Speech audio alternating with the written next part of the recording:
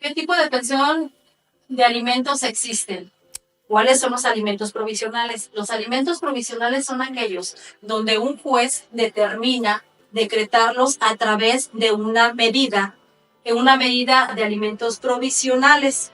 Es donde dice que el juez tiene la obligación y la facultad de decretar estas medidas cuando se presenta una demanda en la vía, en la vía con un juez especializado.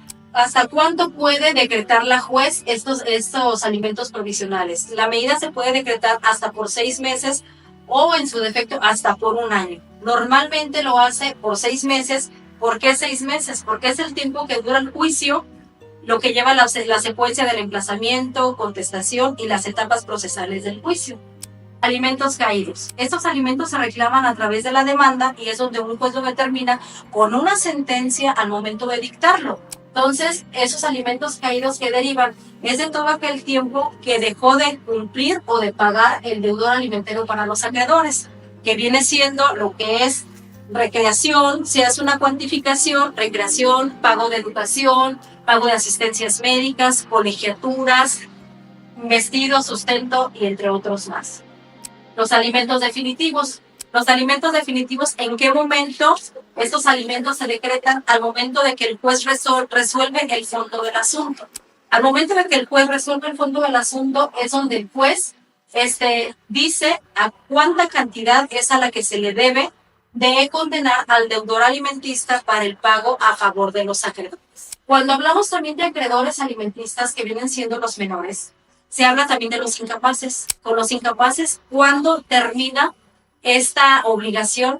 Pues realmente tuvimos un asunto en el cual el menor incapaz tenía cerca de 38, 40 años y aún subsistía esa obligación a favor de por parte de ambos padres.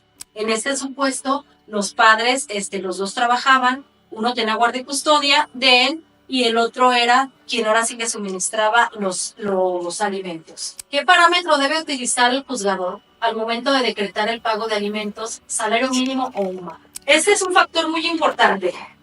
Hubo un asunto, se los comento, en el cual una madre pide lo que vienen siendo alimentos, medida provisional, y el juez ordena decretar lo que viene siendo una medida provisional a favor de la UMA.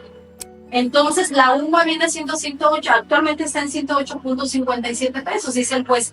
Se decreta esa medida para que el deudor alimentista pague a favor de los acreedores una UMA y no por salarios. ¿Cuál es la distinción de salarios y UMAs? Salarios, el salario se constituye lo que viene siendo, o está como tiene su fundamento en el artículo 123, fracción sexta, apartado a fracción sexta. ¿Por qué? Porque dice, es el derecho del trabajador, la remuneración, trabajo a cambio de un pago. ¿Pero para qué es? Para que el trabajador tenga lo mínimo para poder subsistir.